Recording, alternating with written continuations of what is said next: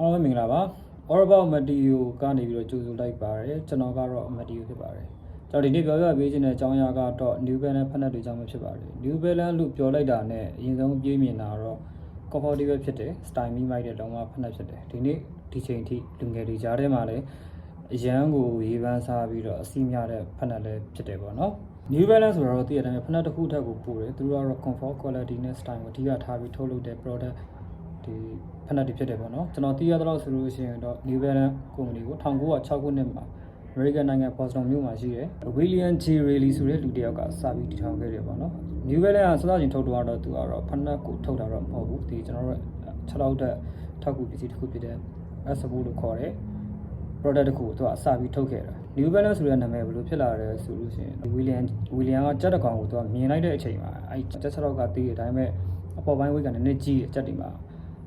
အဲ့တော့သူက balance တဲ့သဘောတွေကသူကစပြီးတွေ့သွားတဲ့အချိန်မှာသူအဲ့ balance ဆိုတဲ့နာမည်လေးကိုသူသဘောကျပြီး New Balance ဆိုတဲ့နာမည်လေးကိုသူက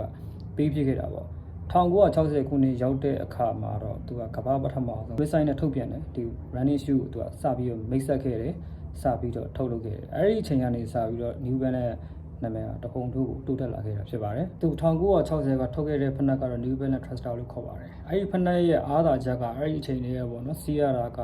running shoe ဖြစ်နေပေမဲ့ဒီကျွန်တော်တို့ဒီပြေးလွှားနေတဲ့အခါမှာတော့မှဒီ6ကအရင် comfortable ဖြစ်တယ်အဲ့ဒီအတွက်ကြောင့်မလို့လေသူ့ရဲ့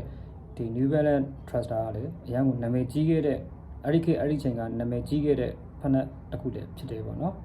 အဲ့လိုနဲ့နှစ်ပေါင်း22နှစ်ကြာပေါ့1982ခုနှစ်ရောက်တဲ့အခါမှာ New Balance က990 series နဲ့ mix ဆက်ပေးခဲ့ပါတယ် running shoe တစ်ခုအနေနဲ့ mix ဆက်ပေးခဲ့တယ်ပေါ့နော်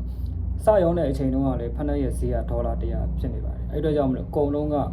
luxury running shoe ဆိုပြီးတော့ကိုသတ်မှတ်ခဲ့ကြတာဖြစ်ပါတယ်90 series ရဲ့ quality ရဲ့ comfortable ဖြစ်မှုတွေကြောင့် New Balance ရဲ့ image ကလည်းတဖြည်းဖြည်းနဲ့မြင့်တက်လာခဲ့တယ်2000ခုနှစ်နောက်ပိုင်းရောက်လာတော့ New Balance က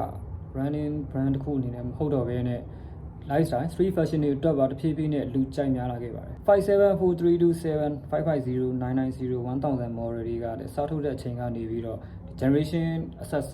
ကျွန်တော်အခုနောက်ပိုင်းဆိုရင် generation Z generation Alpha တွေအထိကိုလူကြိုက်များပြီးတော့ favorite sneaker တွေဖြစ်လာကြပါတယ်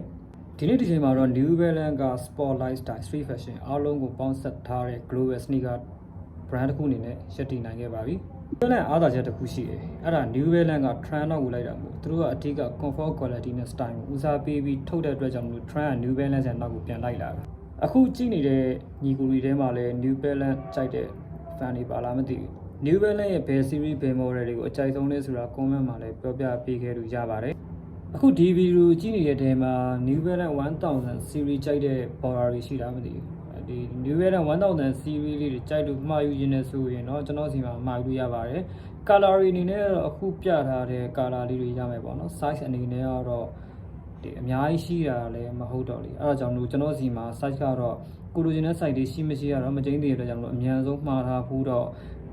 ကျွန်တော်တို့အကြံပေးခြင်းပါတယ်ဈေးနှုန်းအနေနဲ့ကတော့သူ့ရဲ့မူရင်းဈေးကမြန်မာငွေ9,800,000 8,000,000လောက်ရှိရပါတော့အဲ့ဒါကိုကျွန်တော်စီမှာ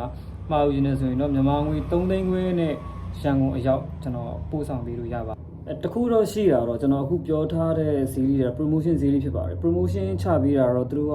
ဟိုတစ်ခါနဲ့မတူတဲ့အတွက်ကြောင့်လို့ဈေးနှုန်းပြောင်းလဲအနှဲငယ်တော့ရှိတတ်ပါတယ်အဲ့ဒါလေးတော့ကြိုပြီးတော့ request လုပ်ထားခြင်းဖြစ်ပါတယ်ဆိုတော့ဖက်နက်နဲ့ပတ်သက်ပြီးတော့ပြောရရင်နောက်ထပ် New Balance series တွေလည်းကျွန်တော်ထပ်ပြီးတော့တင်ပေးဖို့ပြောပြပေးဖို့လည်းရှိပါသေးတယ်New Balance မှမဟုတ်ဘူးနောက်ထပ်ဗီဒီယိုတစ်ခုကျွန်တော်ထပ်လုပ်ပေးဖို့ရှိတာကတော့ New Balance ဒီ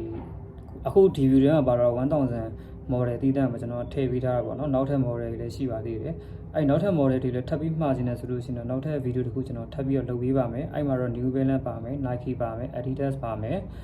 Converse ပါမယ်ပေါ့နော်ပြီးတော့တခြားဘာပေါင်းလဲတော့မသိသေးဘူးဗျာသိလားကျွန်တော်ထပ်ပြီးတော့ဗီဒီယိုထပ်ပြီးတော့လုပ်ပြီးတော့တင်ပေးပါမယ်လို့အဲ့ဒီခါကြလို့ရှိရင်လည်းအသေးစိတ်ဒီဈေးနှုန်းတွေဘာတွေရနေပြီးတော့ကျွန်တော်တို့ဝင်ကြည့်လို့လည်းရပါတယ်ဆိုတော့အဆုံးထိကြည့်ပေးတဲ့သူတွေအကုန်လုံးလည်းကျေးဇူးအများကြီးတင်ပါတယ်ဒီဗီဒီယိုကဒီလောက်ပါပဲနောက်ဗီဒီယိုမှာပြန်လာခဲ့ပါမယ်ခင်ဗျာ